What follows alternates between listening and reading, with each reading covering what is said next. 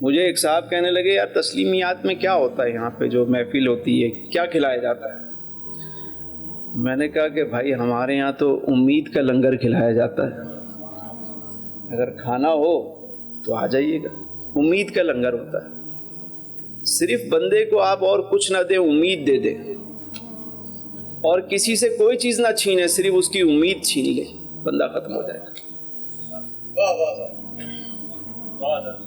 لوگ پیسے بھی دیتے ہیں مگر امید نہیں دیتے، قوم کو لگا کے انہی چیزوں پہ رکھتے ہیں لیکن امید نہیں دیتے کہ تم کر سکتے ہو کرو۔ میرے آقا کریم صلی اللہ علیہ وآلہ وسلم کی ذات ہمارے لیے مشعل راہ ہے۔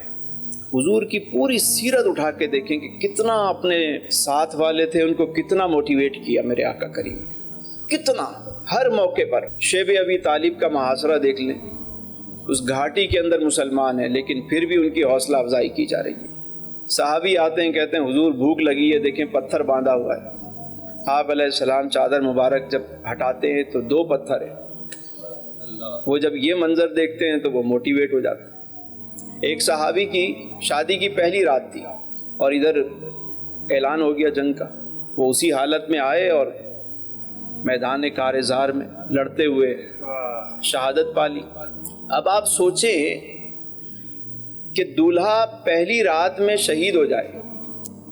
ہمارے معاشرے میں اگر کسی خاتون کا شوہر پہلی رات کو اس کا انتقال ہو گیا، اللہ نہ کرے ایسا کوئی واقعہ ہو، لیکن بالفرض ایسا ہو جائے تو عورت کے بارے میں کیا رائے رکھتے ہیں لوگ؟ کس قسم کی بدگمانی شروع ہو جاتی ہے۔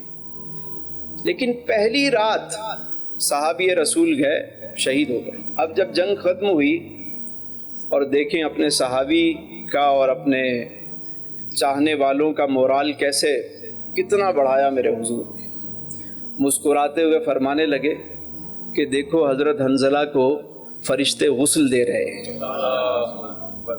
کہ جلدی کے سبب انہیں غسل کا موقع نہ ملا تو فرمایا ان کا لقب پڑ گیا غسیل الملائکہ، کہ ملائکہ نے انہیں غسل دیا حضرت حنظلہ کو۔